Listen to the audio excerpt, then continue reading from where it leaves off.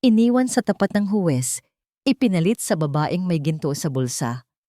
Habang ang dati kong mahal ay nakangisi sa piling ng iba, isang estranghero ang nag-alok ng kamay sa gitna ng aking pagkabigo. Isang pirasong papel, isang kasal na walang pag-ibig, ngunit puno ng puot at paghihiganti. Handa na ba akong isugal ang aking bukas sa isang taong hindi ko kilala? Hindi ko na ito kayang ituloy, Angela. Pasensya na, pero masyado kang mabigat pasanin at kailangan ko ng taong makakatulong sa akin. Hindi. Yung ako lang ang laging nagbibigay. Ang mga salitang yon na nabasa ko sa screen ng aking luma at gasgas na cellphone ay tila isang malamig na kidlat na gumuhit sa aking pagkatao. Nag-iiwan ng isang malalim at mahapdi na sugat na hindi kayang hilumin ng anumang paumanhin. Nakatayo ako sa harap ng City Hall, sa ilalim ng matinding sikat ng araw na tila nakikigulo sa init ng aking nararamdaman. Suot ko ang aking simpleng puting bestido, ang kaisa-isang marangyang bagay na pinag-ipunan ko ng halos 2 taon mula sa aking maliit na sahod bilang tindera. Umaasang ito ang magiging saksi sa simula ng aking pangarap. Sa kabilang dako ng kalsada, nakita ko siya. Si Mark, ang lalaking pinaglaanan ko ng lahat ng aking lakas at sakripisyo, ay nakasandal sa isang makintab na sasakyang kulay itim. Hindi siya nag-iisa, isang babaeng balot ng mamahaling alahas at suot. Ang isang ngangiting puno ng pagmamalaki ang nakakapit sa kanyang braso. Ang mga mata ni Mark ay saglit na dumapo sa akin, ngunit mabilis din siyang nag-iwas ng tingin. Tila ba isa lamang akong dumi sa kanyang malinis na daigdig na binuo niya sa piling ng iba. Ang hawak kong maliit na buke ng mga bulaklak ay dahan-dahang lumaylay sa aking tabi. Nararamdaman ko ang bawat talulot na bumibitaw at nahuhulog sa maruming semento, isang piping saksi sa aking pagkadurog.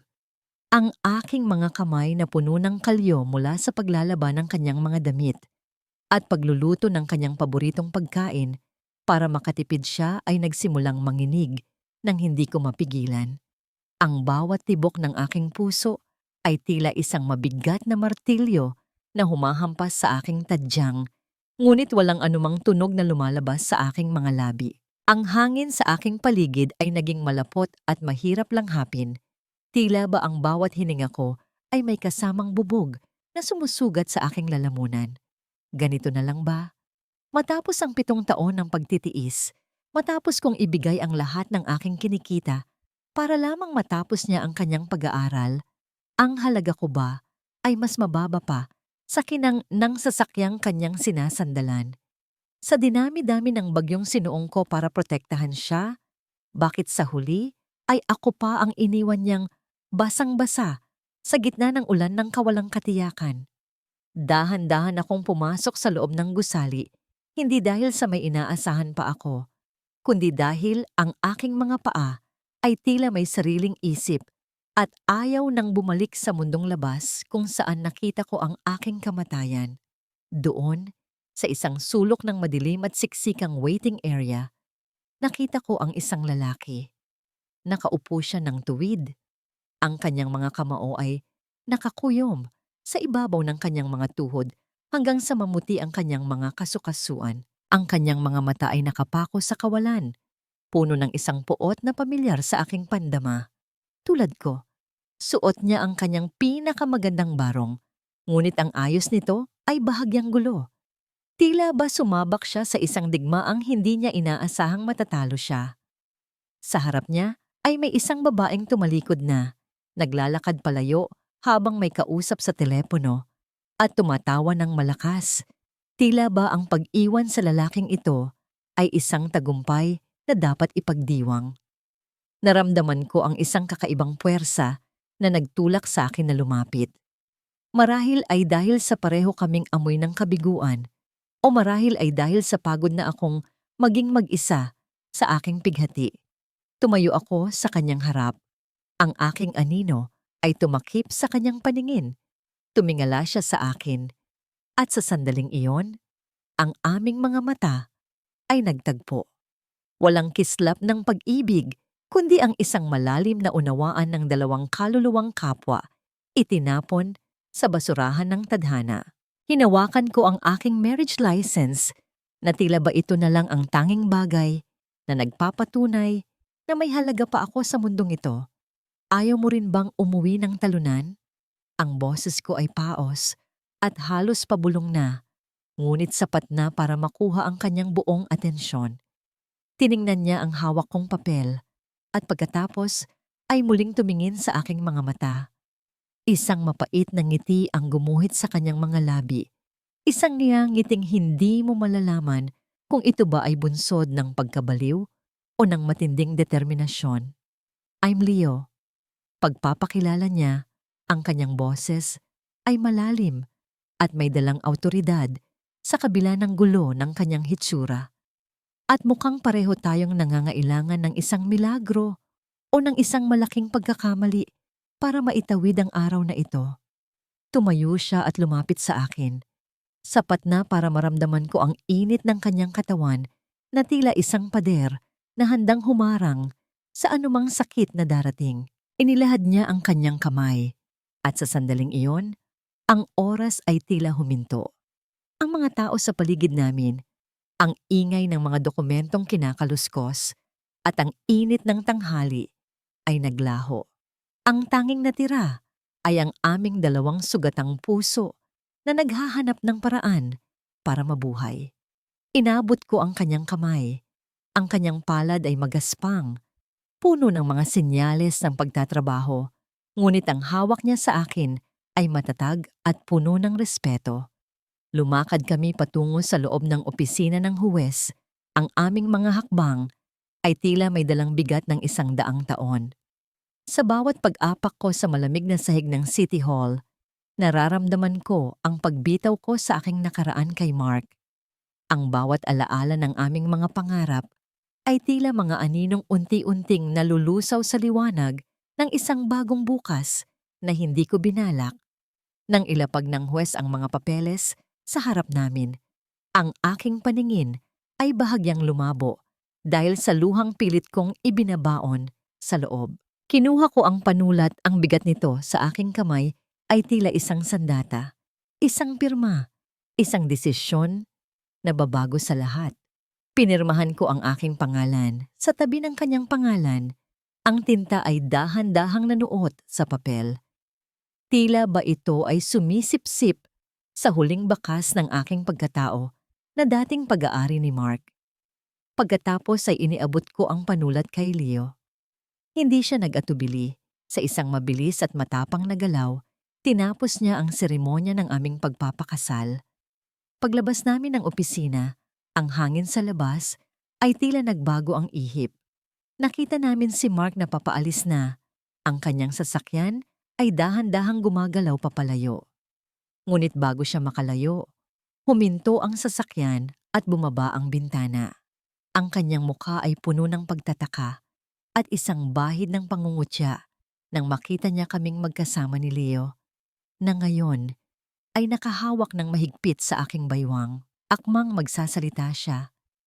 Ngunit bago pa man may lumabas sa kanyang bibig, hinarap siya ni Leo ng may buong giting. Salamat sa pag-alis mo sa pwesto mo dahil ngayon, asawa ko na siya. Ang wika ni Leo sa isang boses na tila dumadagundong sa katahimikan ng paligid.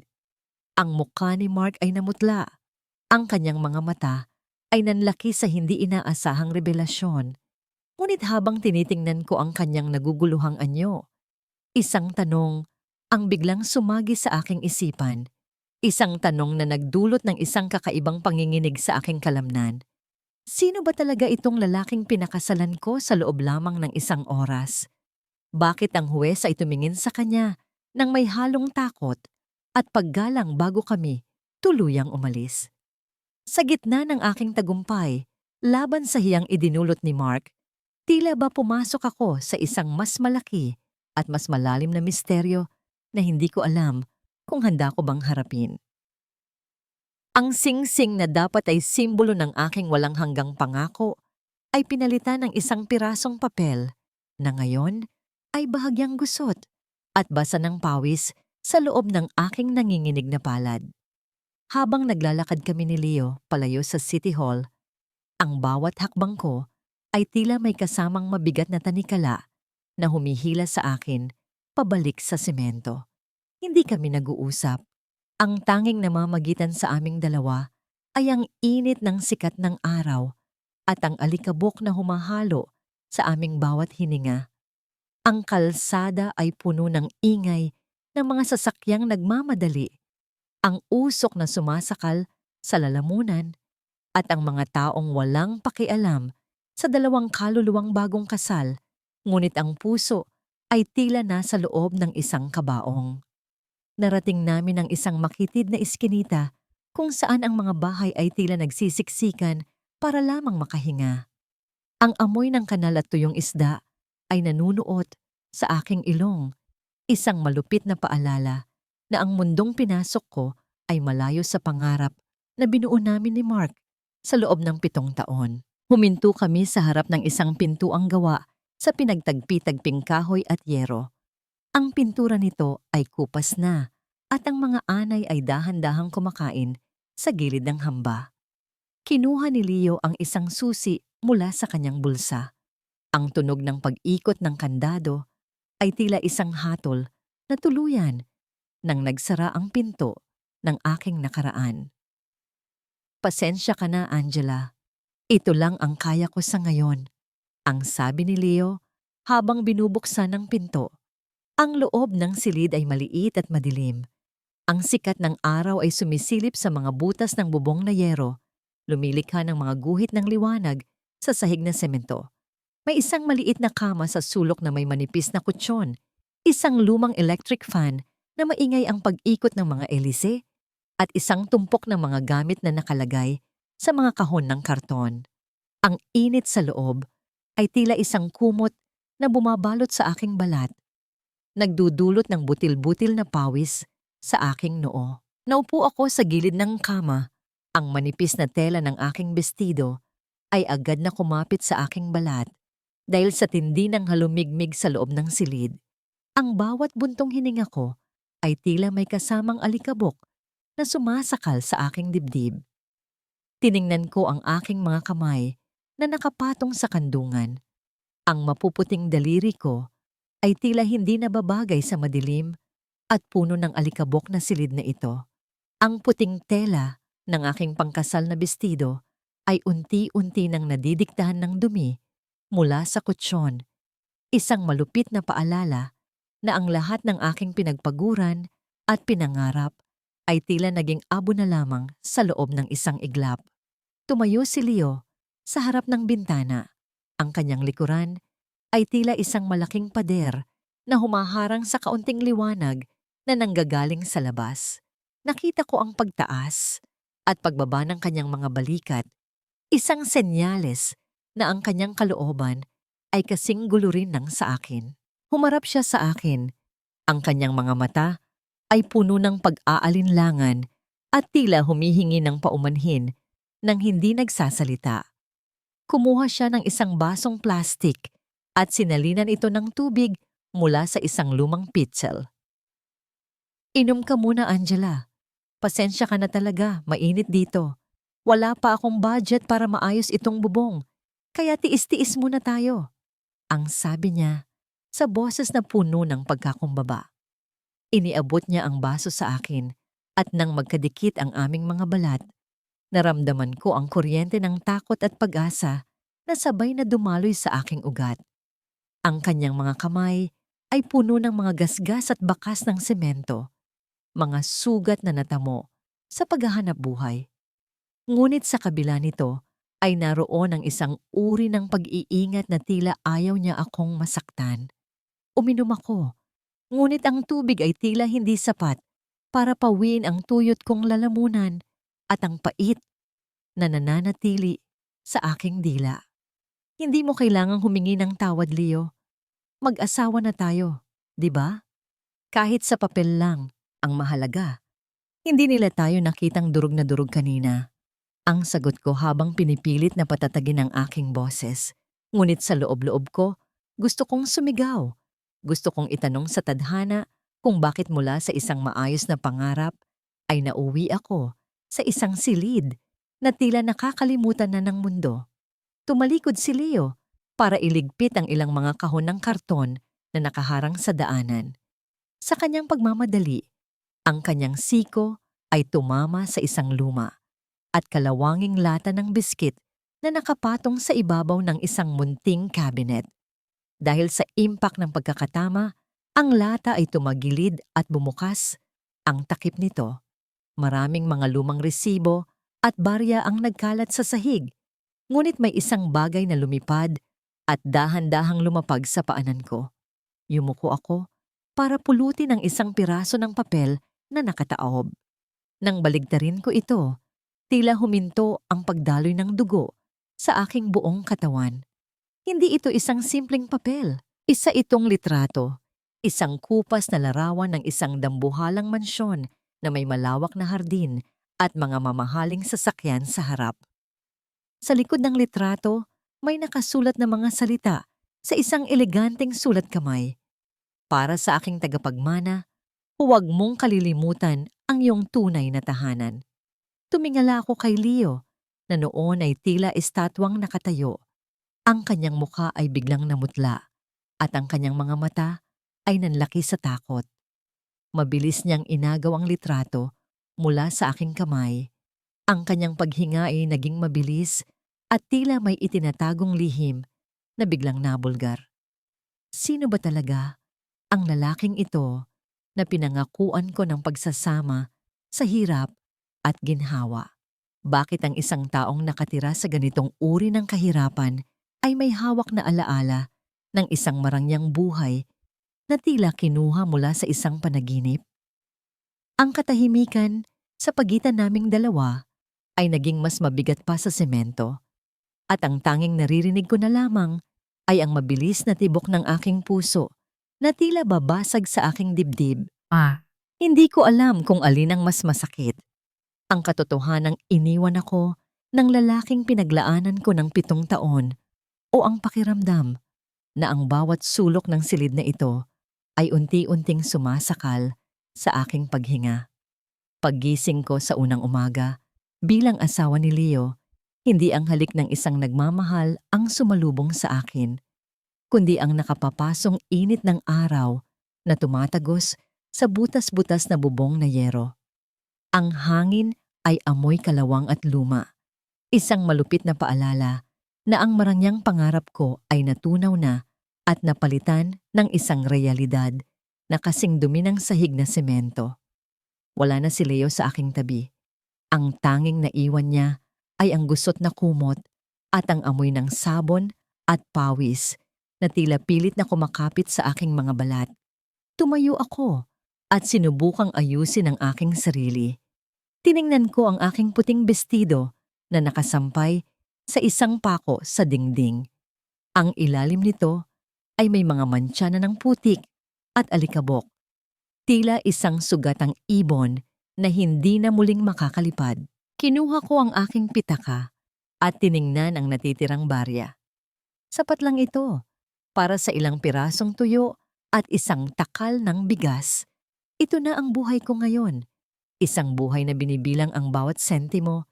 Isang buhay na kailangang lunukin ng dangal para lamang hindi ko malamang sikmura. Habang naglalakad ako patungo sa maliit na palengke sa dulo ng iskinita, naramdaman ko ang mga mata ng mga kapitbahay na sumusunod sa bawat galaw ko. Ang kanilang mga bulungan ay tila mga latigo na humahampas sa aking likuran. Ngunit ang mas matinding dagok ay nangyari nang makarating ako sa tapat ng isang tindahan ng mga gulay. Doon, nakatayo ang isang babaeng balot ng mamahaling sutla. Ang kanyang buhok ay maayos na nakaayos at ang kanyang mga mata ay puno ng puot at pangungutya. Si Doña Imelda, ang ina ni Mark. Ang babaeng dati ay tinatawag kong mama, ngunit ngayon ay tila isang estrangherong handa akong tapakan hanggang sa maging abo. Tingnan niyo nga naman ang tadhana. Ang boses niya ay matalim at puno ng kamandag. Sapat na para tumigil ang mga tao sa kanilang ginagawa. Ang babaeng nagpumilit pumasok sa aming pamilya, ngayon ay namamalimos na ng pansin sa gitna ng dumi. Akala mo ba, Angela, na sa pagpapakasal mo sa isang hamak na laborer ay makakaganti ka sa amin? Look at you. Mukha kang basahan na itinapon sa kalsada. Ramdam ko ang pag-akyat ng dugo sa aking mukha. Hindi dahil sa galit, kundi dahil sa matinding hiya. Ang bawat salita niya ay tila isang pako na ibinabaon sa aking puso. Nanginginig ang aking mga kamay habang hawak ang aking maliit na supot ng bigas. Wala po akong ginagawang masama sa inyo, Doña Imelda. Namumuhay lang po kami ng marangal. Ang pilit kong sagot, bagamat ang boses ko ay halos maglaho na sa hangin. Isang mapang-uyam na tawa ang kumawala sa kanyang mga labi. Kinuha niya ang kanyang pitaka at naglabas ng ilang pirasong barya. Sa isang mabilis na galaw, binitawan niya ang mga ito sa aking paanan. Ang tunog ng mga metal na tumatama sa matigas na semento ay tila isang sampal na umalingaw-ngaw sa aking pandama. Ayan, pambili mo ng ulam niyo ng asawa mong kargador. Huwag mo nang susubukang lumapit muli kay Mark. Nakakahiya na naging bahagi ka ng buhay niya, kahit sandali lang. Hindi ako kumibo. Nanatili akong nakatayo. Ang aking mga mata ay nakapako sa mga baryang nagkalat sa dumi. Gusto kong umiyak. Gusto kong tumakbo papalayo. Ngunit ang aking mga paa ay tila nabaon na sa semento. Sa gitna ng aking pagkakapako, naramdaman ko ang isang kamay na humawak sa aking balikat. Isang kamay na magaspang na ngunit may dalang kakaibang lakas. Tumingala ako at nakita ko si Leo. Ang kanyang suot na t-shirt ay basa ng pawis at may mga bakas ng semento mula sa konstruksyon. Ngunit ang kanyang mga mata ay nag-aapoy sa galit. Pulutin mo yan! Ang utos ni Leo kay Doña Imelda. Ang kanyang boses ay mababa, ngunit may dalang banta na tila isang kulog bago ang malakas na bagyo. Pulutin mo ang bawat sentimong itinapon mo bago ko kalimutan na ikaw ay isang matanda. Ang mukha ni Doña Imelda ay namutla sa gulat. Hindi siya makapaniwala na may isang taong mangangahas na sumagot sa kanya ng ganoon. Ngunit bago pa man siya makasagot, hinila na ako ni Leo papalayo. Ang kanyang hawak sa aking kamay ay mahigpit at tila nagsasabing hindi niya ako bibitawan. Pagbalik namin sa aming maliit na silid, ang katahimikan ay muling bumalot sa amin. Ngunit ang katahimikang ito ay hindi na kasing bigat ng dati. Bakit mo ginawa yun, Leo? Mas lalo lang silang magagalit sa atin. Ang tanong ko habang pinupunasan ang aking mga luha. Hindi siya sumagot agad. Lumapit siya sa isang lumang aparador at kinuha ang isang sobreng nakatago sa ilalim ng kanyang mga damit. Iniabot niya ito sa akin. Huwag mong hayaang tapakan nila ang pagkatao mo, Angela. Hindi tayo laging ganito. May mga bagay akong kailangang ayusin, ngunit pangako, hindi ka na muling luluha sa harap nila. Binuksan ko ang sobre at laking gulat ko nang makita ang isang sulat mula sa isang bangko. Isa itong abiso tungkol sa isang account na matagal nang hindi nagagalaw. At ang halagang nakasulat doon ay sapat na para makabili ng isang buong gusali. Ngunit ang kasing gulat ng halagang yon ay ang pangalang nakasulat sa itaas ng dokumento. Leonardo Valdemar.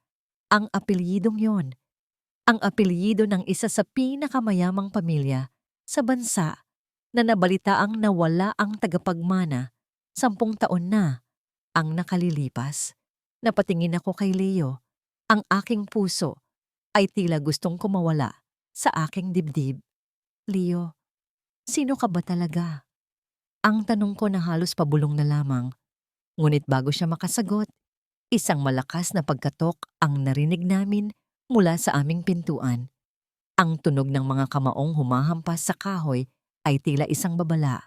Pagbukas ng pinto, nakatayo ang aming landlord, si Aling Nena, na may hawak na isang pirasong papel. Paalisin na kayo rito. Ang wika niya ng walang anumang emosyon.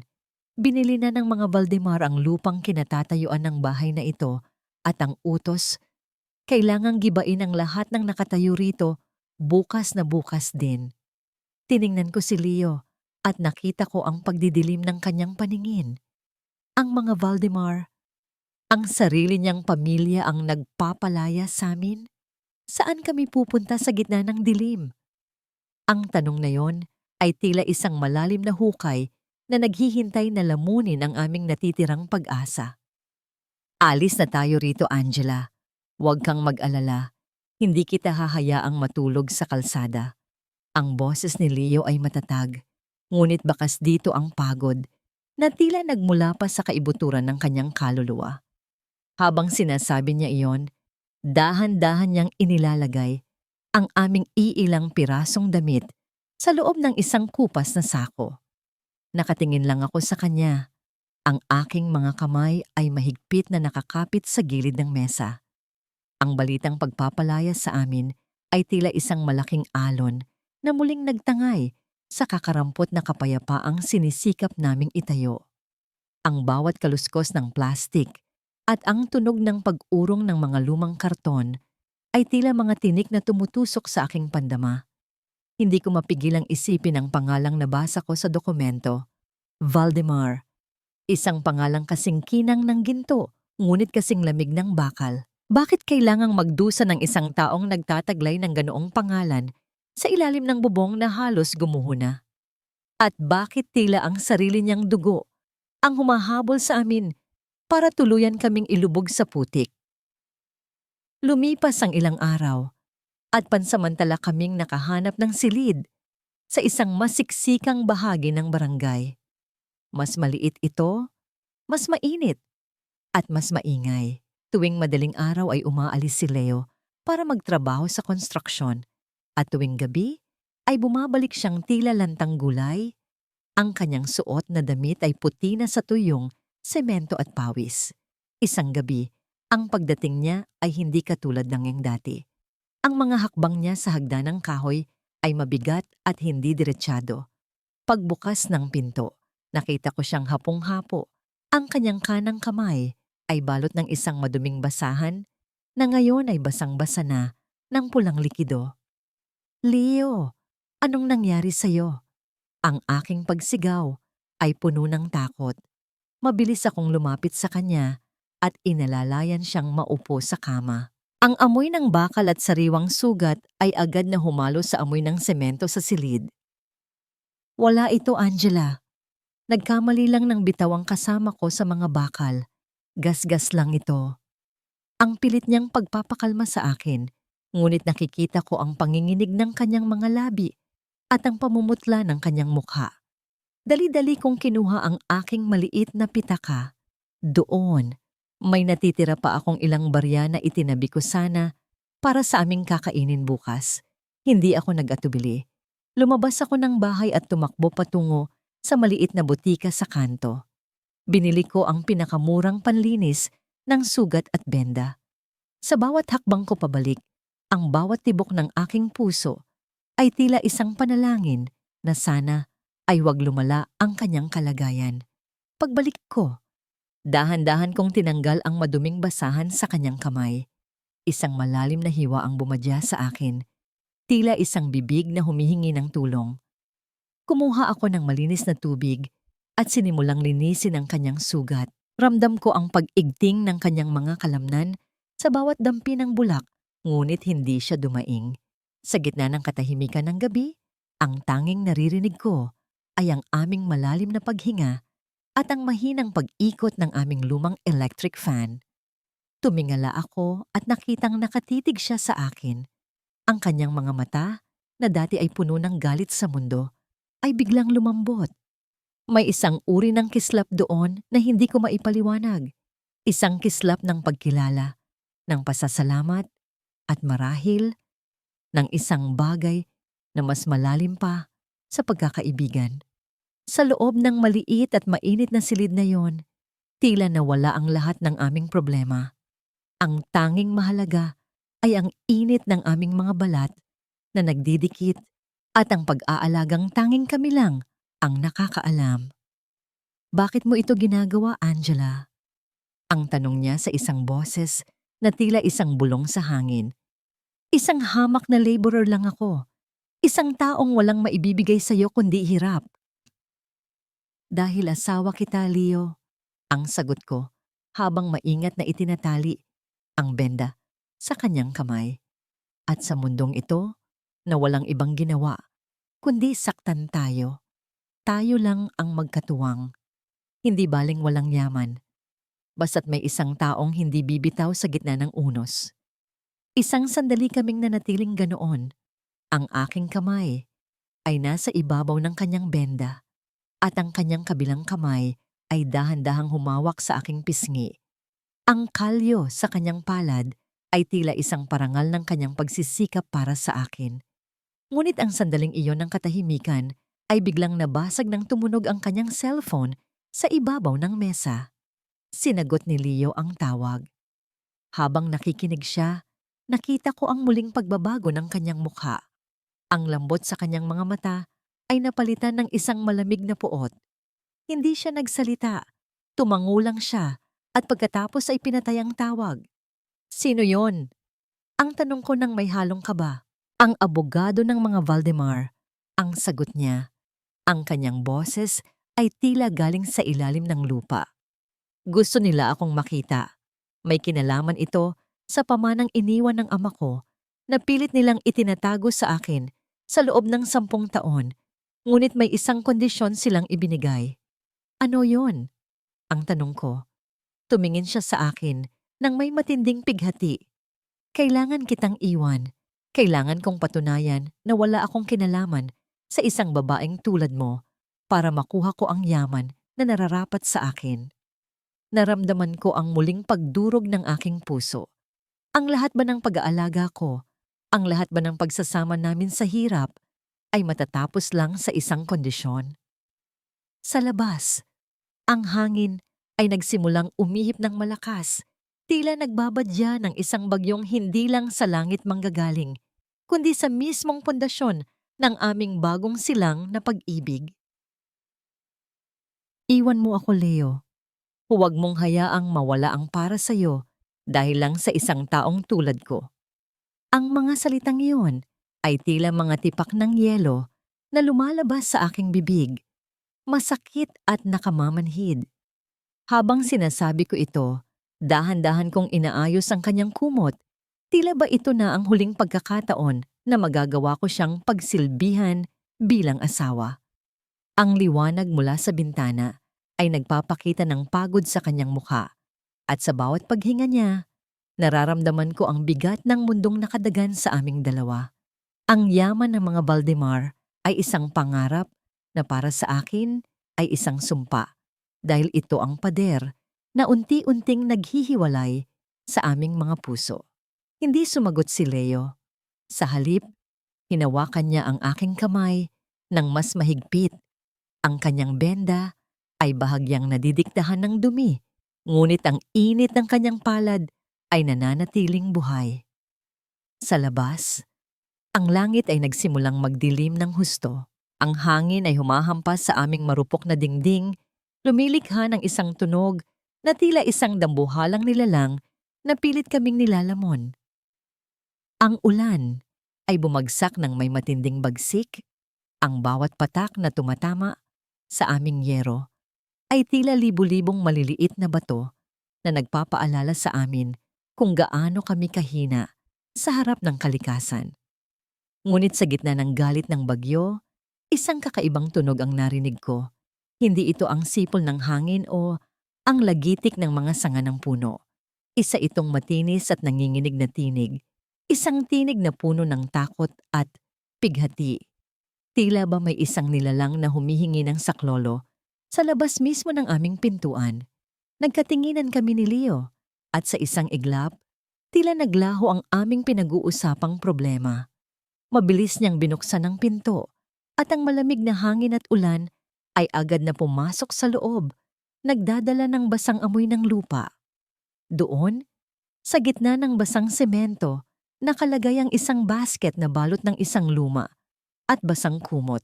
Nang buksan namin ito, tumambad sa amin ang isang sanggol, maliit, nanginginig sa ginaw, at ang kanyang mga mata ay halos hindi na maibukas dahil sa tindi ng pag-iyak. Ang kanyang maliliit na kamao ay nakakuyom. Tila ba lumalaban siya sa kamatayan sa gitna ng kawalang-awa ng mga taong nag-iwan sa kanya. Sa loob ng basket, may isang lukot na papel na may nakasulat na isang pangalan, Lina. Agad kong kinuha ang sanggol at idinikit sa aking dibdib. Pilit na ibinibigay ang init ng aking katawan para sa kanyang nanlalamig na balat. Sa sandaling iyon, naramdaman ko ang isang kakaibang pintig sa aking puso. Isang pintig na hindi ko kailanman naramdaman para kay Mark o kahit sa aking sarili. Ito ang dalisay na pag-ibig ng isang ina para sa isang anak na hindi sa kanya nagmula, ngunit sa kanya na ibinigay ng tadhana. Ang bawat mahinang paghikbi ni Lina ay tila isang utos sa akin na protektahan siya kahit anong mangyari. Leo, tingnan mo siya. Ang bulong ko habang hindi maalis ang aking tingin sa mukha ng sanggol. Iniwan siya sa atin. Sa gitna ng lahat ng hirap natin, may isang buhay na mas nangangailangan sa atin. Lumapit si Leo at dahan-dahang hinaplos ang ulo ni Lina. Ang galit sa kanyang mga mata ay tila na halinhan ng isang malalim na awa. Kailangan nating alagaan siya, Angela. Ngunit alam mo ang sitwasyon natin. Wala tayong pera para sa gatas. Wala tayong maayos na tirahan. Paano natin siya bubuhayin? Lumipas ang magdamag na kami ay hindi natulog. Ginamit ko ang natitirang asukal para gumawa ng kaunting maligamgam na tubig para sa sanggol, habang si Leo naman ay pilit na tinatakpan ng mga butas sa bubong para hindi mabasa si Lina. Ngunit ang aming sandaling kapayapaan ay muling nabasag ng kinaumagahan. Isang malakas na paghampas sa aming pinto ang nagpagising sa amin. Sa labas, nakatayo ang 2 opisyal mula sa gobyerno, kasama ang aming landlord na si Aling Nena na may masamang tingin. Nakatanggap kami ng ulat na may sanggol kayong itinatago rito. Ang wika ng isang babaeng nakauniforme. Ang kanyang boses ay malamig at walang bahid ng malasakit. Sa ilalim ng batas, kailangan naming suriin kung may kakayahan kayong magpalaki ng bata. At sa nakikita ko ngayon, walang kuryente, butas ang bubong, at walang sapat na pagkain, hindi kayo karapat-dapat na maging mga magulang. Kailangan naming kunin ang bata. Naramdaman ko ang panunuyo ng aking lalamunan. Niyakap ko ng mahigpit si Lina. Tila ba kung bibitawan ko siya ay tuluyan na ring guguho ang aking mundo.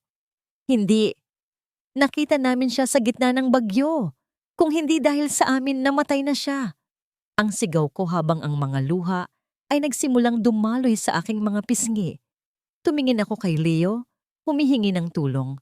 Ngunit nakita ko ang kanyang pagkuyom ng mga kamao. Ang kanyang pamilya, ang mga Valdemar, ay may koneksyon sa lahat ng ahensya ng gobyerno. Isang tawag lang nila at siguradong mawawala sa amin si Lina. Sa gitna ng aming sariling unos, may isang anghel na ipinadala ang langit. Pero hanggang kailan namin siya kayang protektahan kung ang mundo mismo ang gustong bumawi sa kanya dahil lamang sa kami ay mahirap? Saan kami kukuha ng lakas kung ang bawat hakbang namin ay may kaaway na naghihintay na kami ay bumagsak? Huwag mong ipagpalit ang iyong kinabukasan sa isang batang hindi mo naman kadugo, Angela. Isang malaking pagkakamali ang ginagawa mo. Ang mga salitang yon ni Aling Nena ay tila mga linta na sumisip-sip sa aking natitirang lakas. Nakatayo ako sa gitna ng aming maliit na silid, yakap-yakap ang nanginginig na katawan ni Lina habang ang ulan sa labas ay tila walang balak tumigil sa paghampas sa aming marupok na bubong. Ang bawat mahinang pag-ungol ng sanggol ay tila isang kutsilyo na humahati sa aking dibdib. Mainit siya. Masyadong mainit para sa isang nilalang. Nakakaunti pa lamang ang naranasang araw sa mundong ito. Tiningnan ko ang aking sarili sa harap ng isang maliit at basag na salamin. Ang aking mahabang buhok na dati ay ipinagmamalaki ni Mark dahil sa kintab at haba nito, ay ngayon ay nakatali na lamang ng pasumala. Ito na lang ang tanging bagay na natitira sa aking dating pagkatao. Ngunit nang tignan ko ang lata ng gatas ni Lina na wala ng laman at ang maliit na botelya ng gamot na tuyong-tuyo na, alam ko na ang dapat kong gawin. Gaano ba kabigat ang halaga ng pagiging isang ina? Handa ko bang ibigay ang huling piraso ng aking kagandahan para sa isang buhay na hindi sa akin nagmula? Dahan-dahan kong kinuha ang matalas na gunting na ginagamit ko sa pananahi. Ang bawat paggalaw ng bakal ay tila isang mabigat na pasanin.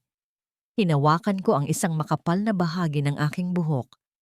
Sa bawat pag-ipit ng gunting, naramdaman ko ang isang uri ng hapdi na hindi nanggagaling sa balat, kundi sa kaibuturan ng aking kaluluwa. Ang mga hibla ng buhok ay dahan-dahang nahulog sa sahig, tila mga itim na pakpak ng isang ibong hindi na muling makakalipad.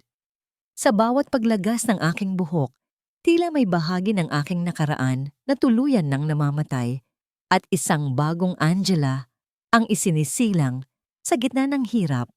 Isang ina na walang takot na isakripisyo ang lahat. Nang hapong iyon, dala ko ang kakarampot na perang nakuha ko mula sa pagbebenta ng aking buhok. Binili ko ang pinakamahalagang gamot at isang dilatang gatas para kay Lina. Pag-uwi ko, nakita ko si Leo na nakaupo sa sahig. Ang kanyang mga kamay ay puno ng mga bagong paltos mula sa pagtatrabaho ng 3 shift sa konstruksyon. Nang makita niya ako, ang kanyang mga mata ay nanlaki. Ang pagkabigla ay dahan-dahang napalitan ng isang malalim na pighati na tila gustong sumabog sa kanyang dibdib. Lumapit siya sa akin. Ang kanyang mga magaspang na daliri ay dahan-dahang humaplos sa aking maikli at gupit-gupit na buhok. Walang salitang lumabas sa kanyang mga labi, ngunit ang panginginig ng kanyang kamay ay sapat na para malaman ko ang kanyang nararamdaman. Hinila niya ako sa isang mahigpit na yakap. At doon, sa gitna ng aming paghihikahos, naramdaman ko ang isang uri ng init na mas masarap pa sa anumang yaman. Isang golden moment na tila nagpatigil sa mundo. Ang pagkilala niya sa aking sakripisyo nang walang anumang paghuhusga. Ngunit ang kapayapaang yon ay panandalian lamang. Isang marangyang sasakyan ang huminto sa tapat ng aming barong-barong. Ang putik sa kalsada ay tumalamsik sa aming dingding nang dumaan ito. Bumaba ang bintana at lumitaw ang mukha ni Mark. Ang kanyang mga mata ay puno ng pangungutya habang tinitingnan ang aming kalagayan. Kaya mo pala akong tiisin, Angela, para lang sa buhay na ito? Mukha ka ng katulong. Ang wika niya, ang bawat salita ay tila may kasamang lason. Nabalitaan ko ang tungkol sa batang kinuha niyo. Akala niyo ba ay ganoon kadaling maging magulang? Isang tawag ko lang sa mga awtoridad at siguradong kukunin nila ang batang yan dahil sa dumi ng kinalalagyan niyo. Naramdaman ko ang muling pag-akyat ng pait sa aking lalamunan. Isang lasa na tila mas matindi pa sa anumang gamot na naipainom ko kay Lina. Nakatayo si Mark sa harap ko. Ang kanyang malinis at mamahaling suot ay tila isang sampal sa aking mukha na pilit itinatago ang mga bakas ng uling at luha. Ang bawat salita niya ay tila may kasamang lason. Unti-unting pinapatay ang kakarampot na dangal na pilit kong itinatayo sa gitna ng aming paghihikahos. Umalis ka na, Mark. Ang boses ko ay mahina, ngunit may dalang bigat na tila nagmula sa kailaliman ng aking pagkatao. Wala kang karapatang pumunta rito at diktahan kung paano ko bubuhayin ang anak ko. Hindi mo kailanman maiintindihan ang sakripisyong handa kong gawin para sa kanya. Isang mapanguyam na tawa ang kumawala sa kanyang mga labi. Ang bintana ng kanyang sasakyan ay muling tumaas ng bahagya. Tila ba ayaw niyang mahaluan ng aming hangin ang loob ng kanyang marangyang mundo. Anak, nagpapatawa ka ba, Angela? Pinulot niyo lang ang batang iyan sa basura. Isang tawag ko lang sa DSWD, siguradong sa orphanage ang tuloy niyan. Huwag mong sabihing ang kakarampot na barya mula sa gupit mong buhok ang ipapakain mo sa kanya habang buhay. Naramdaman ko ang paghigpit ng hawak ni Leo sa aking balikat. Ang kanyang mga daliri na puno ng paltos ay tila nagbibigay sa akin ng init na kailangan ko para hindi tuluyang manghina. Humarap si Leo kay Mark. Ang kanyang mga mata ay nag-aapoy sa puot na matagal na niyang kinikimkim. Sa isang sandali, ang ugong ng makina ng sasakyan ay tila naging isang nagbabantang hayop na handang manakmal sa katahimikan ng paligid. "Umalis ka na, Mark. Huwag mong hintayin na makalimutan ko ang aking pasensya." Ang wika ni Leo sa isang boses na mababa, ngunit tila yumanig sa kalsadang puno ng putik. "Ang yaman mo ay hindi sapat para bilhin ang pagkatao namin. At ang batang ito, siya ay amin. Hinding-hindi mo siya mahahawakan." Sa isang mabilis na galaw, pinasibat ni Mark ang kanyang sasakyan, nagdudulot ng talsik ng maduming tubig sa aming mga damit. Nanatili kaming nakatayo ni Leo sa gitna ng iskinita, basa at puno ng putik, habang ang amoy ng usok ng sasakyan ay dahan-dahang naglalaho.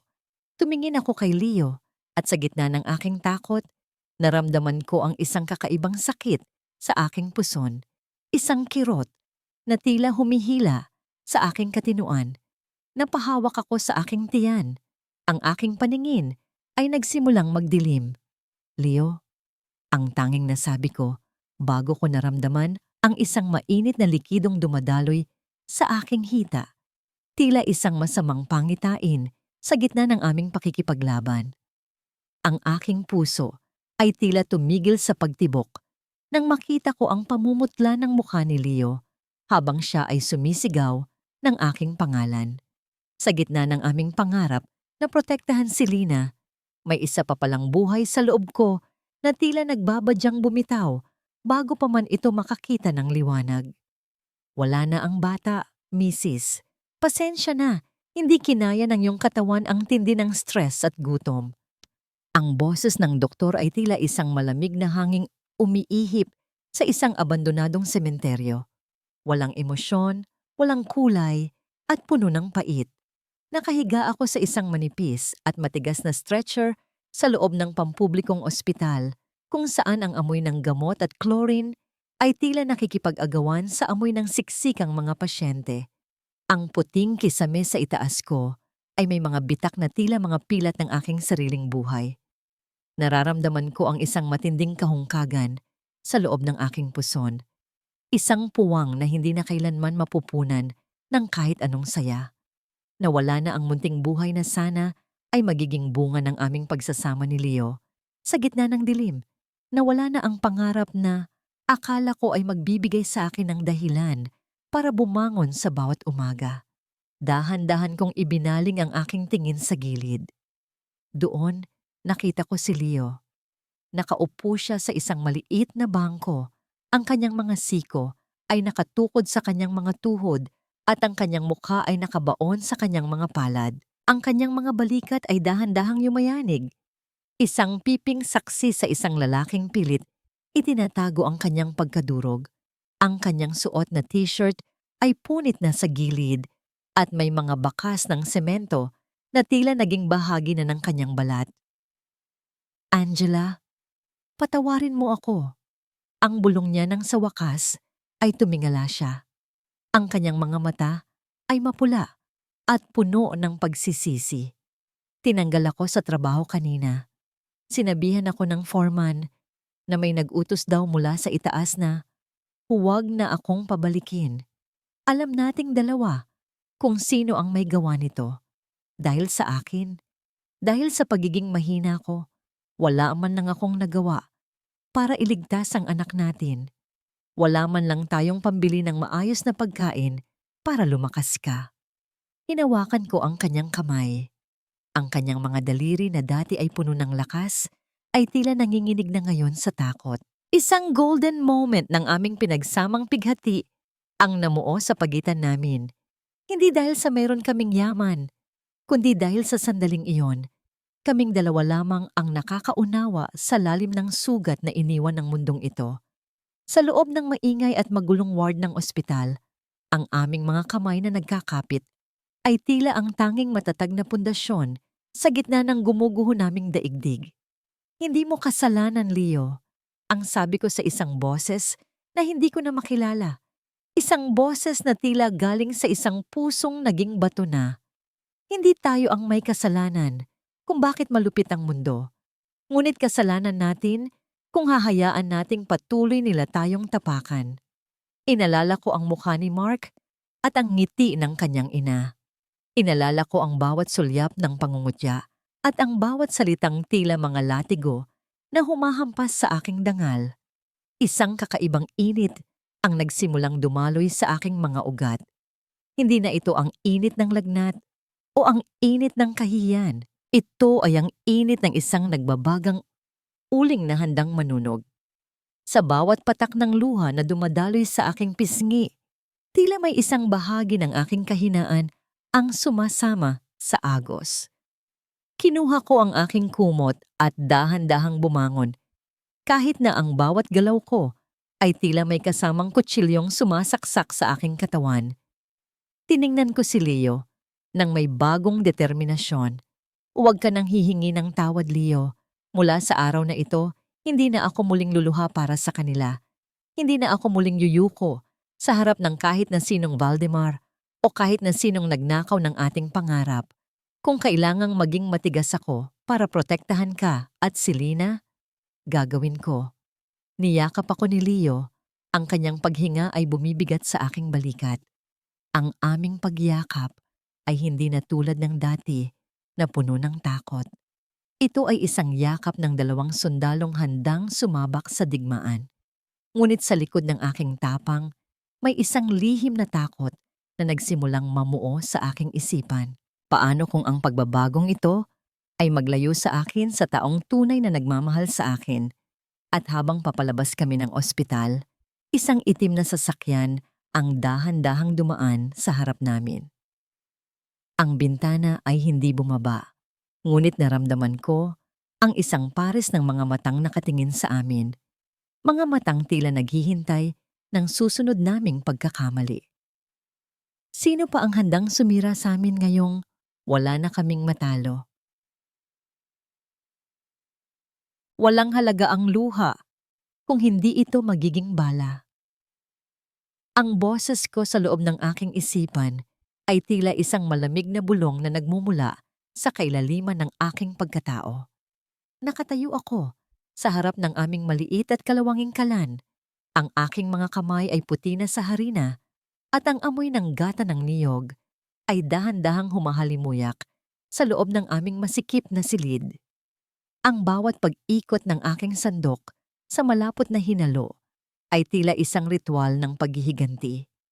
Masakit pa ang aking katawan. Nararamdaman ko pa ang kirot sa aking puson mula sa pagkawala ng aking anak. Ngunit bawat tindi ng sakit ay ginagawa kong lakas para sa bawat halo. Ito ang turo ng aking ina. Sa gitna ng pait ng buhay, tanging ang tamis ng pagsisikap ang makakapagligtas sa iyo. Gumagawa ako ng kakanin, ang tanging bagay na alam kong gawin ng buong puso. Habang ang asukal ay dahan-dahang natutunaw at nagiging kulay ginto, iniisip ko ang bawat pangungutya ni Doña Imelda at ang bawat tawa ni Mark. Gagawin kong hagdan ang bawat dumi na ipinukol nila sa akin. Angela, magpahinga ka na muna.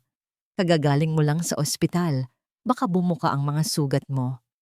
Ang boses ni Leo ay puno ng pag-aalala habang dahan-dahan siyang lumalapit sa akin. Ang kanyang mga kamay ay may mga bagong galos mula sa paghahanap ng kung ano-anong racket sa labas. Ngunit sa sandaling iyon, ang tanging pansin niya ay ang butil-butil na pawis sa aking noo. Kinuha niya ang isang malinis na bimpo at dahan-dahang pinunasan ang aking muka. Isang golden moment sa gitna ng mainit na kusina. Ang kanyang paghawak ay tila isang basbas na nagpapatunay na hindi ako nag-iisa sa laban na ito. I'm okay, Leo. Hindi ako pwedeng tumigil. I need to do this for us and for Lina.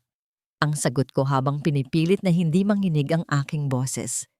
Nang sumapit ang hapon, bitbit ni Leo ang mga bilaw ng aking kakanin. Inilibot niya ito sa ilalim ng nakapapasong sikat ng araw. Sumisigaw sa mga kalsada, inaalok ang bawat dumadaan. Habang ako naman ay naiiwan sa bahay, nag-aalaga kay Lina at naghahanda para sa susunod na batch. Ang aming buhay ay naging isang siklo ng pagod at pag-asa. Bawat sentimong kinikita namin ay iniingatan namin na tila ito ay ginto. Isang araw, habang nagtitinda si Leo sa tapat ng isang malaking opisina sa Makati, isang marangyang sasakyan ang huminto sa kanyang tapat. Isang babaeng may edad na ngunit napaka-elegante ng hitsura ang bumaba.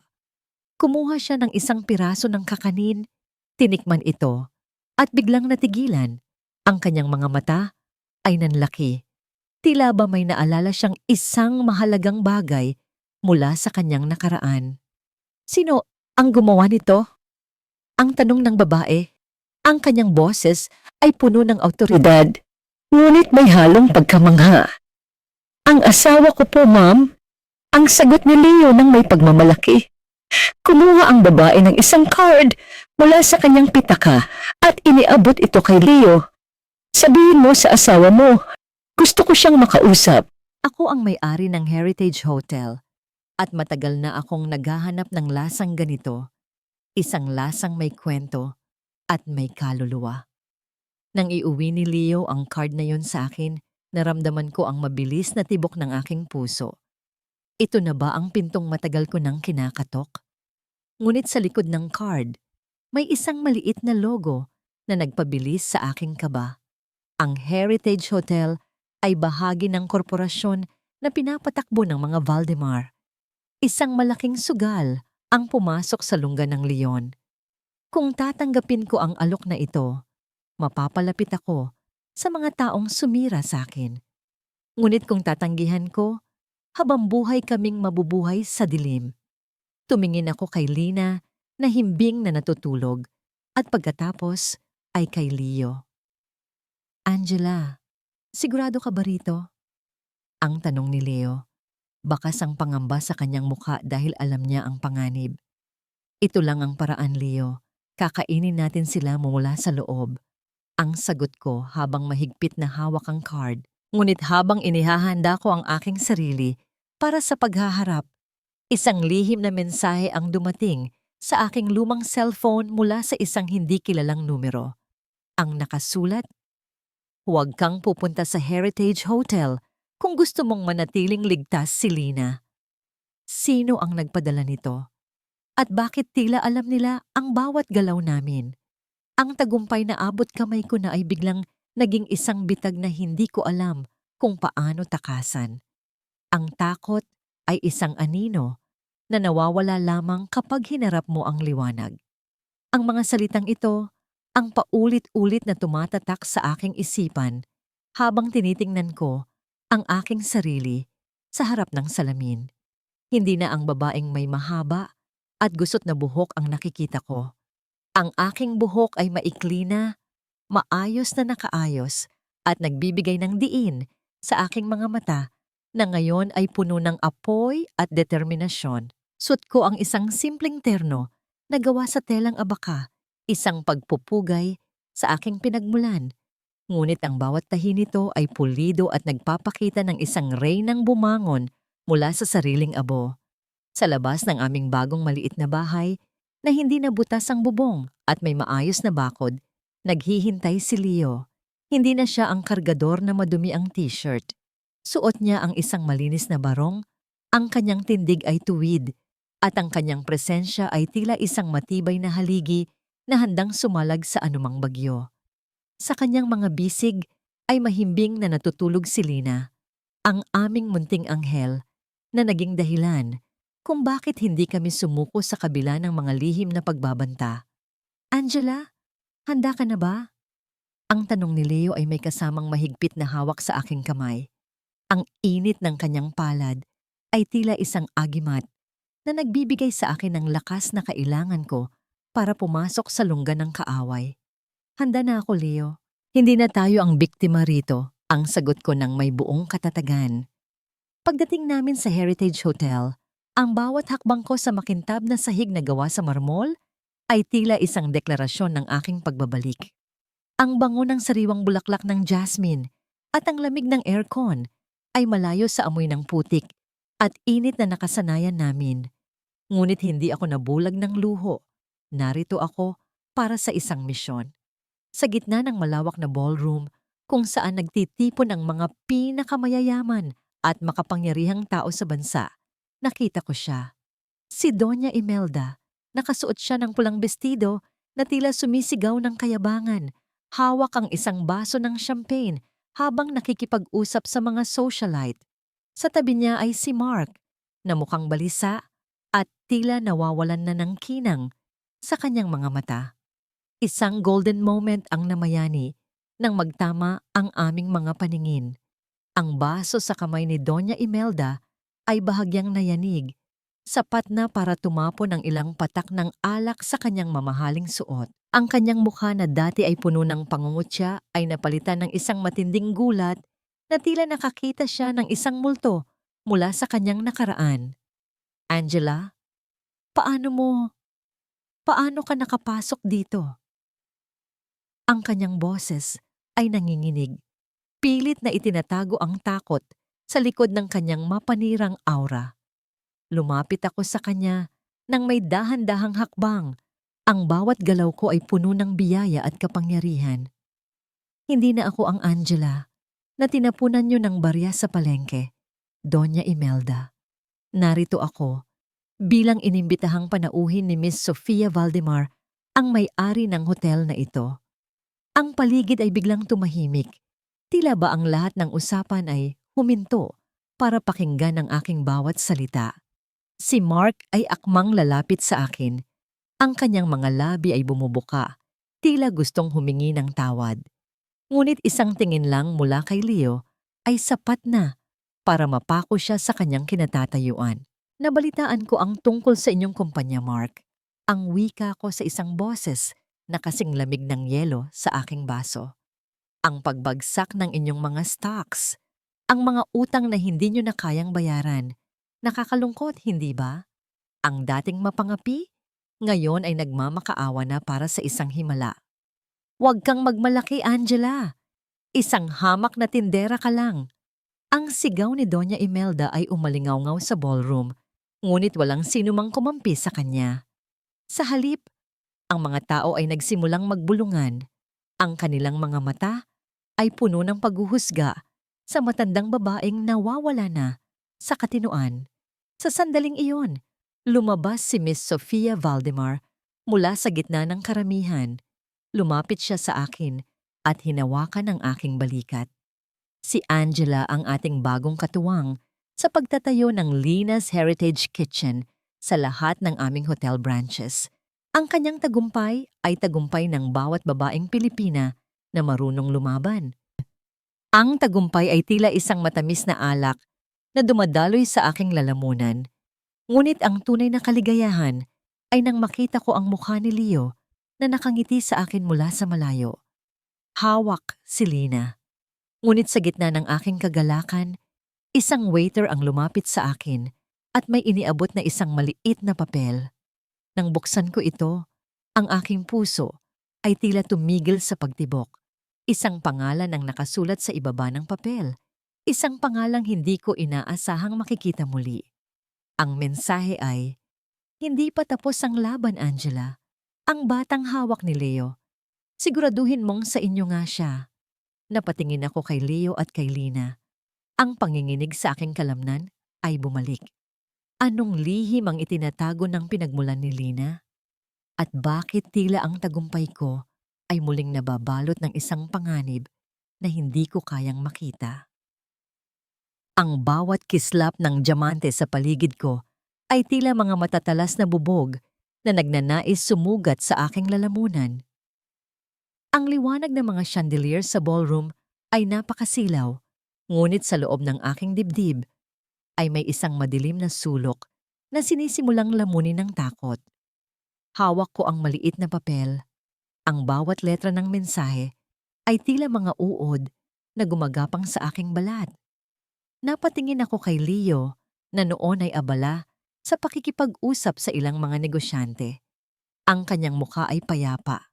Ang kanyang paghawak kay Lina ay puno ng pag-iingat. Tila ba ang bata ay isang banal na relic na hindi dapat madapuan ng anumang dumi? Paano kung ang anghel na nagligtas sa aming pagsasama ay siya ring magiging mitya ng aming pagkawasak? Angela, bakit namumutla ka? Ang boses ni Mark ay biglang sumulpot sa aking tabi. Mabaho ang kanyang hininga dahil sa alak at ang kanyang mga mata ay mapula. Tila isang hayop na nasusukol sa kanto. Akala mo ba ay tapos na ang lahat dahil lang sa nakadamit ka na ng sutla? Ang dumi, Angela, ang dumi ay hindi nawawala kahit lagyan mo pa ng pabango. Hinarap ko siya nang may dahan-dahang paglingon. Ang aking puso ay tumitibok ng mabilis, tila isang tambol na nagbabadyang mabasag, ngunit ang aking muka ay nanatiling kasing tigas ng marmol. Ang tanging dumi na nakikita ko rito, Mark, ay ang anino mo. Bakit hindi ka pa umalis? Wala ka ng lugar sa mundong ito. Isang mapait na nangiti ang gumuhit sa kanyang mga labi. Alam mo ba kung kaninong anak ang batang iyan? Alam mo ba kung bakit siya iniwan sa tapat ng pinto niyo sa gitna ng bagyo? Lumapit siya sa akin, sapat na para maramdaman ko ang init ng kanyang galit. Hindi aksidente ang lahat, Angela. Ang batang yan ay bunga ng isang kasalanan na hinding-hindi mo matatanggap. Bago pa man siya makapagsalita, nang higit pa, naramdaman ko ang presensya ni Leo sa aking likuran. Ang hangin sa paligid namin ay biglang naging mabigat. Tila ba ang bawat hininga namin ay may kasamang kuryente. Hinawakan ni Leo ang braso ni Mark. Ang pagdiin ng kanyang mga daliri ay tila isang babala na ang pasensya niya ay nasa dulo na. Umalis ka na, bago ko malimutan na nasa loob tayo ng isang pagtitipon. Ang wika ni Leo, ang kanyang boses ay tila isang mababang kulog na nagmumula sa kailaliman ng lupa. Ang anumang laso na nais mong ikalat ay hindi tatatalab sa amin. Ngunit ang gulo ay hindi doon natapos. Sa kabilang panig ng ballroom, isang eksena ang dahan-dahang nabubuo. Si Doña Imelda, sa kanyang desperasyon na makuha ang atensyon ni Miss Sofia Valdemar, ay nagsimulang sumigaw. Ang kanyang boses ay matinis, tila isang basag na kristal na kumakaluskos sa katahimikan. Magnanakaw. Ninakaw niya ang recipe ng pamilya namin. Ang turo ni Doña Imelda sa akin ay puno ng panginginig. Ang babaeng iyan ay isang impostora. Ginamit niya ang anak ko para makaakyat sa lipunan. Ang mga panauhin ay nagsimulang magbulungan. Ang kanilang mga mata ay tila mga mapanuring lens na nakatutok sa amin. Ngunit sa gitna ng kahihiyang pilit na ibinabato ni Doña Imelda, lumakad si Miss Sofia patungo sa gitna. Ang tunog ng kanyang mga takong sa sahig ay tila isang martilyo ng hustisya. Sapat na, Imelda, ang wika ni Miss Sofia. Ang kanyang boses ay puno ng kapangyarihan na tila nagpatahimik sa buong silid. Nagawa na namin ang background check. Ang kumpanya niyo ang nagnakaw ng lupa mula sa mga magsasaka at ang anak mo ang nanggamit sa katapatan ni Angela. Simula sa gabing ito, ang lahat ng kontrata ng Heritage Hotel sa inyong pamilya ay pinuputol na namin. Security, ilabas ang mga taong ito. Ang pagbagsak ni Doña Imelda ay tila isang dula-dulaan na walang palakpak. Ang kanyang pag-iyak at pagmakaawa habang kinakaladkad siya palabas ng mga gwardiya ay tila isang musika ng karma sa aking pandama. Ang bawat sentimong barya na itinapon niya sa akin noon sa palengke ay tila bumalik sa kanya sa anyo ng ganap na pagkaubos. Nakahinga ako ng maluwag, ngunit ang katahimikan ay panandalian lamang. Paglingon ko kay Leo, nakita ko ang isang babaeng nakatayo sa may pintuan. Nakasuot siya ng isang simpleng itim na bestido. Ang kanyang muka ay maputla at ang kanyang mga mata ay nakapako kay Lina. Ang panginginig ng kanyang mga labi ay tila nagsasabi ng isang katotohanang hindi ko kayang tanggapin. Ang babaeng iyon, siya ang nasa lumang litrato na nakita ko sa mga gamit ni Leo. Leo, ang bulong ng babae, ang boses niya ay tila isang kaluluwang nagbabalik mula sa hukay. Nahanap ko na kayo. Nahanap ko na ang anak ko. Ang puso ko ay tila tuluyan ng mabasag. Napatingin ako kay Leo at sa unang pagkakataon, nakita ko ang takot sa kanyang mga mata. Isang takot na hindi para sa kanyang sarili, kundi para sa pamilyang pilit naming binuo sa loob ng isang kasinungalingan. Sino ba talaga ang tunay na ina ni Lina? At ano ang kinalaman ni Leo sa babaeng ito na tila may-ari ng kanyang nakaraan? Ibigay mo sa akin ang anak ko, Leo. Pagod na akong magtago sa dilim. Ang boses ng babaeng nasa pintuan ay tila isang matalim na aspil na itinusok sa aking pandama. Ang bawat salita niya ay may kasamang panginginig na tila isang marupok na lamat sa isang mamahaling florera. Nakatayo ako sa gitna ng marangyang ballroom.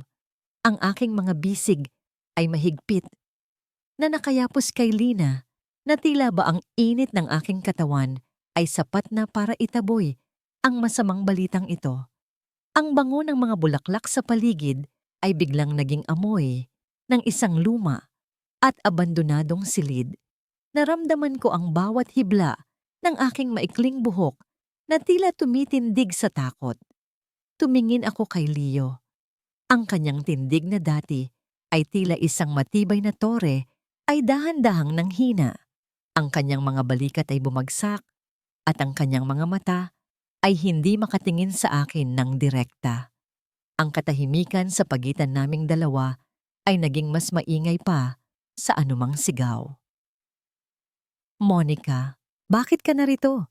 Ang boses ni Leo ay halos pabulong na lamang, ngunit sapat na para mawasak ang huling piraso ng aking pag-asa. Dahan-dahang lumapit ang babae.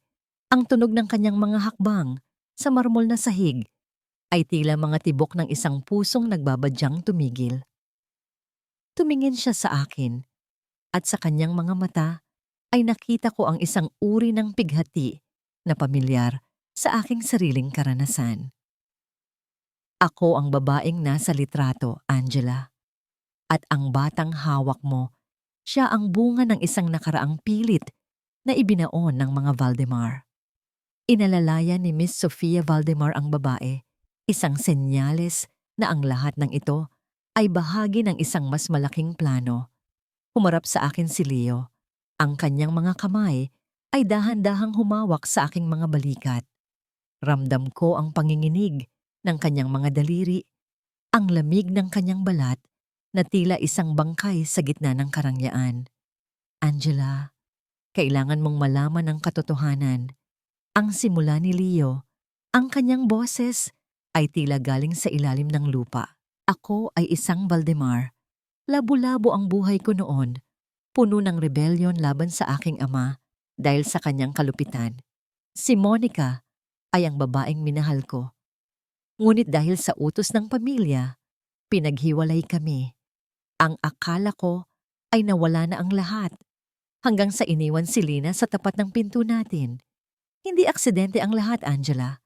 Alam ni Monica na sa akin lang magiging ligtas ang bata mula sa galit ng aking pamilya. Naramdaman ko ang pag-ikot ng aking paligid. Ang lahat ba ng paghihirap namin sa barong-barong, ang lahat ba ng pagtitiis namin sa gutom at ulan, ay isa lamang bahagi ng kanyang pagtatago sa kanyang tunay na pagkatao? Pinagkatiwalaan ko siya ng aking buong buhay, ng aking sugatang puso, habang siya ay may hawak na susi sa isang mundong hinding-hindi ko kailanman maaabot. So, kailangan mong pumili ngayon, Leonardo. Ang boses ni Miss Sofia ay muling umalingaw-ngaw, puno ng lamig at autoridad. Bumalik ka sa pamilya Valdemar. Tanggapin mo ang iyong mana, ang iyong posisyon, at ang iyong tunay na anak. Ngunit may isang kondisyon. Kailangan mong iwan ang mundong binuo mo kasama ang babaeng ito. Ang mga Valdemar ay hindi tumatanggap ng isang tindera ng kakanin sa loob ng kanilang mansyon. Napatingin ako sa aking mga kamay. Ang mga palad na ito na puno ng kalyo mula sa paghahalo ng malagkit. Ang mga daliring ito na nasunog sa init ng kalan para lamang maitayo ang Lina's Heritage Kitchen. Sa sandaling iyon, isang matinding realisasyon ang sumampal sa akin. Ang aking tagumpay ay hindi nakadepende sa lalaking ito. Ang aking halaga ay hindi nasusukat sa kung anong apelyido ang dadalhin ko. Tumingin ako kay Leo. Ang mga luha sa aking mata ay hindi na luha ng pighati, kundi luha ng pagpapalaya. Hindi mo kailangang pumili, Leo, dahil ako na ang pipili para sa ating dalawa. Dahan-dahan kong iniabot si Lina kay Monica. Ang bawat sentimetro ng pagbitaw ko sa bata ay tila pagpunit sa aking sariling laman, ngunit alam ko na ito ang nararapat. Ang bata ay nangangailangan ng kanyang tunay na ina, at ang ina ay nangangailangan ng kanyang anak. Pagkatapos ay humarap ako kay Miss Sofia nang may tuwid na tindig at isang nangiting puno ng pait at tagumpay. Hindi ko kailangan ng inyong mansyon at lalong hindi ko kailangan ng inyong yaman. Ang wika ko sa isang boses na kasing linaw ng kristal. Ang Lina's Heritage Kitchen ay akin. Itinayo ko ito gamit ang sarili kong dugo at pawis. Leo, kung ang buhay mo ay narito sa gintong kulungang ito, manatili ka. Pero ako ay lalabas sa pintong iyan ng may taas noo. Dahil ang tunay na reyna ay hindi nangangailangan ng korona mula sa mga taong walang puso. Tumalikod ako at nagsimulang maglakad papalayo. Ang tunog ng aking mga takong sa marmol ay tila isang martsa ng kalayaan. Narinig ko ang pagtawag ni Leo sa aking pangalan. Ang pighati sa kanyang boses ay tila isang sugat na bumubukas, ngunit hindi ako lumingon. Sa labas, ang gabi ay maliwanag. Ang mga bituin ay tila mga saksi sa aking muling pagsilang. Ngunit habang papasok ako sa aking sasakyan, isang itim na envelope ang nakita ko sa upuan. Nang buksan ko ito, walang sulat sa loob, kundi isang susi ng isang lumang bodega at isang address sa tabing dagat. Sa likod ng susi, may nakaukit na maliit na salita. Para sa tunay na tagapagmana ng dangal, sino ang nag-iwan nito? At ano ang naghihintay sa akin sa dulo ng kalsadang ito na ako na ang nagmamaneho? Ang aking kwento ay hindi natatapos sa isang lalaki, kundi sa isang bagong simula na ako mismo ang susulat. Ang dagat ay tila isang dambuhalang dibdib na humihinga ng malalim sa ilalim ng liwanag ng buwan. Habang binabaybay ko ang daan patungo sa address na nakasulat sa papel, ang amoy ng ngalat at basang buhangin ay dahan-dahang humahalimuyak sa loob ng aking sasakyan. Ang bawat pag-ikot ng gulong sa kalsadang semento ay tila isang pagbilang sa bawat hirap na aking ninaig. Hindi ako lumingon. Hindi ko na kailangang tignan ang kinang ng lungsod na pilit akong nilamon. Dahil ang liwanag na aking hinahanap ay hindi nagmumula sa mga diamante, kundi sa apoy na nananatiling nagbabaga sa aking kalooban. Nakarating ako sa isang lumang bodega sa tabing dagat. Ang mga pader nito ay gawa sa luma at matitibay na bato, nababalot ng mga baging na tila mga kamay na pilit kumakapit sa nakaraan. Ang tunog ng pag-ikot ng susi sa kalawanging kandado ay tila isang piping pagsuko ng mga lihim na matagal nang itinatago. Sa pagbukas ng pinto, hindi alikabok ang sumalubong sa akin, kundi ang amoy ng pandan, banilya at sariwang gata, ang amoy ng aking pagkabata. Sa loob, tumambad sa akin ang mga kagamitan sa pagluluto na gawa sa tanso, mga malalaking kawa na makintab pa rin sa kabila ng panahon, at isang lumang aparador na puno ng mga sulat kamay na resipe. Sa ibabaw ng mesa, may isang huling liham mula kay Miss Sofia Valdemar. Doon ko nalaman ang katotohanan. Ang aking ina ay hindi lamang isang hamak na kusinera. Siya ang utak sa likod ng lahat ng tagumpay ng Heritage Hotel. Ang tunay na lumikha ng mga putahing nagpayaman sa mga Valdemar. Ngunit pinili niyang mamuhay sa tahimik dahil sa pag-ibig sa aking ama. Ang bodegang ito ay ang kanyang tunay na legacy. Isang kaharian ng lasa na ngayon ay formal ng ipinapangalan sa akin. Nahanap mo rin ang iyong tunay na tahanan. Ang boses na yon ay hindi nagmula sa aking gunita. Paglingon ko, nakita ko si Leo na nakatayo sa may pintuan. Wala na sa kanya ang mamahaling barong. Suot niya ang isang simpleng t-shirt na puti. Ang kanyang mga kamay ay nasa loob ng kanyang bulsa. At ang kanyang mga mata ay puno ng isang uri ng kapayapaan na matagal ko nang hindi nakikita. Bakit ka narito, Leo? Ang akala ko ay tinanggap mo na ang korona ng mga Valdemar. Ang wika ko. Pilit na pinapatatag ang aking boses sa kabila ng pangungulila na biglang gumuhit sa aking dibdib. Lumapit siya sa akin. Ang kanyang mga hakbang sa sahig na kahoy ay tila isang banayad na himig. Pinirmahan ko na ang lahat ng papeles, Angela. Isinuko ko ang lahat ng mana at karapatan ko sa pangalang Valdemar kapalit ng isang bagay, ang kalayaan mo at ang seguridad ng Lina's Heritage Kitchen. Ibinigay ko ang lahat ng yaman para kay Monica at Lina para mabuhay sila ng walang takot sa pamilya ko. Ngunit para sa akin, ang tanging kayamanan na gusto kong panghawakan ay ang kamay ng babaeng hindi bumitaw sa akin nung wala akong kahit na ano. Naramdaman ko ang pag-init ng aking mga mata.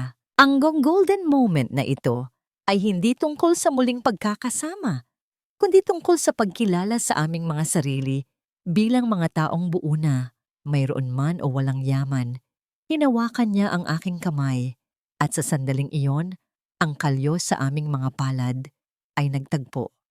Mga pilat ng aming paglalakbay na ngayon ay naging simbolo ng aming tagumpay. Hindi na ako ang kargador na pinakasalan mo sa City Hall, Angela. Ang bulong niya habang dahan-dahang idinidikit ang kanyang noo sa aking noo. At hindi ka na ang tindera na tinapakan ng mundo. Tayo ay 2 taong muling isinilang sa dalampasigang ito. Sa labas, ang bukang liwayway ay nagsimulang gumuhit ng kulay ginto at rosas sa langit. Ang dilim ng gabi ay dahan-dahang natutunaw. Tila ba ang lahat ng pait, ang lahat ng pagtataksil ni Mark at ang kalupitan ni Doña Imelda ay tuluyan ng itinaboy ng alon papalayo sa aming pampang. Nakita ko sa malayo ang imahe ni na Mark at ng kanyang ina na ngayon ay nababalitaang namumuhay sa isang maliit na paupahan. Pinagsisihan ang bawat pagkakamaling kanilang ginawa habang pinapanood ang aking pangalan na nagniningning sa bawat pahayagan. Ngunit hindi ko na sila nararamdaman. Ang galit ay napalitan na ng isang malalim na unawa na ang pinakamatamis na paghihiganti ay ang mamuhay ng masaya at malaya. Inakap ko si Leo ng mahigpit. Ang aking paghinga ay sumasabay sa indayog ng dagat. Ang aking kwento ay hindi nagtapos sa isang pag-aasawa, kundi sa isang pagtuklas na ang tunay na pamilya ay binuo mula sa mga pusong nagpasyang manatili sa gitna ng unos. Ang Lina's Heritage Kitchen ay magbubukas na sa susunod na araw, hindi bilang isang negosyo, kundi bilang isang tahanan para sa bawat kaluluwang nagugutom sa pag-ibig at katarungan. Ang bawat paglubog ng araw sa dalampasigan ay tila isang dambuhalang pintura na iginuhit ng tadhana sa langit, isang paalala na ang bawat kadiliman ay may katapat na liwanag na mas matamis at mas maningning. Lumipas ang 3 taon mula nang iwan ko ang gintong kulungan ng mga Valdemar. At sa bawat araw na nagdaan, unti-unti kong nabuo ang isang kaharian na hindi gawa sa bato at diamante, kundi sa pagmamahal, pagtitiwala, at amoy ng sariwang gata. Ang Lina's Heritage Kitchen ay hindi na lamang isang maliit na bodega. Isa na itong santuwaryo para sa mga taong naghahanap ng lasa ng tunay na tahanan. Ang bawat hapak ng alon sa pampang ay tila isang himig na sumasabay sa tawanan ng aking mga tauhan at sa bango ng kakaning dahan-dahang naluluto sa loob ng aming kusina. Nakatayo ako sa balkonahe ng aming tahanan, tinitingnan ang malawak na dagat na dati ay kinatatakutan ko dahil sa kanyang lalim. Ngunit ngayon ay itinuturing ko ng saksi sa aking muling pagsilang. Wala na ang panginginig sa aking mga kamay. Wala na ang pait sa aking lalamunan. Ang bawat kalyo sa aking mga palad ay tila mga medalya ng aking pakikipaglaban. Naramdaman ko ang paglapit ni Leo sa aking likuran. Hindi ko na kailangang lumingon para malaman na siya iyon. Ang init ng kanyang presensya at ang dahan-dahang pag-akyat at pagbaba ng kanyang hininga ay sapat na para bigyan ako ng kapayapaan. Pinatong niya ang kanyang mga kamay sa aking balikat. Ang kanyang paghawak ay kasing tatag pa rin ng dati. Ngunit puno na ngayon ng isang uri ng pag-ibig na hindi na kailangang dumaan sa apoy para lamang mapatunayan ang halaga. Angela, may sulat na dumating mula kay Monica. Ang bulong ni Leo. Ang kanyang boses ay tila isang banayad na hangin sa aking pandama. Sabi niya, maayos na ang lahat. Malakas na si Lina at nagsisimula na silang magtayo ng sarili nilang buhay sa probinsya. Nagpapasalamat siya sa atin sa pagbibigay sa kanila ng pagkakataong maging buo muli. Napangiti ako habang pinagmamasdan ang huling sinag ng araw. Ang pagbitaw ko kay Lina, ang pinakamasakit na sakripisyong ginawa ko. Ngunit iyon din ang nagbigay sa akin ng pinakamalaking kalayaan. Natutunan ko na ang tunay na pagmamahal ay hindi tungkol sa pag-aari, kundi tungkol sa pagpili kung ano ang ikabubuti ng puso ng iba. Si Lina ay mananatiling anak ng aking kaluluwa. Kahit na ang dugong nananalatay sa kanyang mga ugat ay hindi mula sa akin. Kumusta naman kaya ang mga taong minsang sumira sa aking pangarap?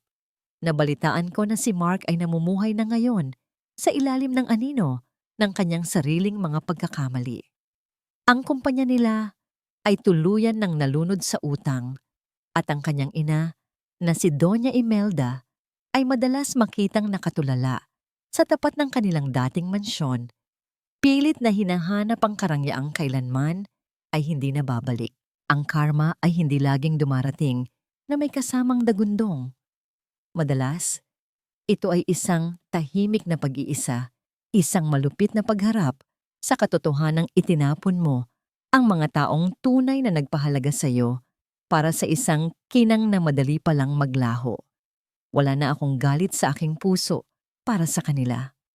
Ang kapatawaran ay hindi ko ibinigay dahil karapat-dapat sila, kundi dahil karapat-dapat ako sa isang isipang payapa.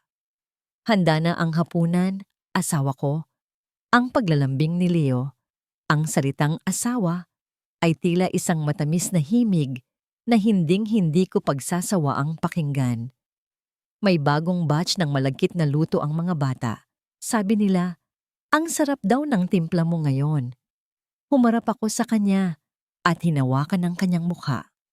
Ang mga pilat ng aming nakaraan ay naroon pa rin, ngunit tila bahagi na ito ng aming kagandahan. Hindi lang dahil sa timpla yan, Leo. Masarap ang bawat subo dahil alam nating ang bawat butil ay nagmula sa malinis na paraan. Wala ng lihim, wala ng takot. Naglakad kami ng magkahawak kamay patungo sa aming hapagkainan, kung saan naghihintay ang aming maliit na komunidad ng mga kaibigan at tauhan na itinuturing na rin naming pamilya. Sa gitna ng tawanan at tunog ng mga kubyertos na dahan-dahang tumatama sa mga pinggan, naramdaman ko ang ganap na paghilom. Ang buhay ay hindi laging magiging madali at marahil ay may mga bagyo pang darating. Ngunit alam ko na sa bawat hampas ng alon, hindi na ako muling malulunod dahil natagpuan ko na ang aking angkla sa gitna ng unos, ang aking sarili, ang aking dangal, at ang pag-ibig na binuo mula sa abo ng isang kahapong hindi na muling magbabalik. Nagsimula ang lahat sa isang dobleng dagok sa City Hall, sa isang kasal na walang pag-ibig, Ngunit nagtapos ito sa isang pag-ibig na higit pa sa anumang kontrata. Ang pamilya ay hindi lamang sa dugo, kundi sa mga pusong nagpasyang manatili, magmahal, at bumangon ng magkasama sa bawat bukang liwayway.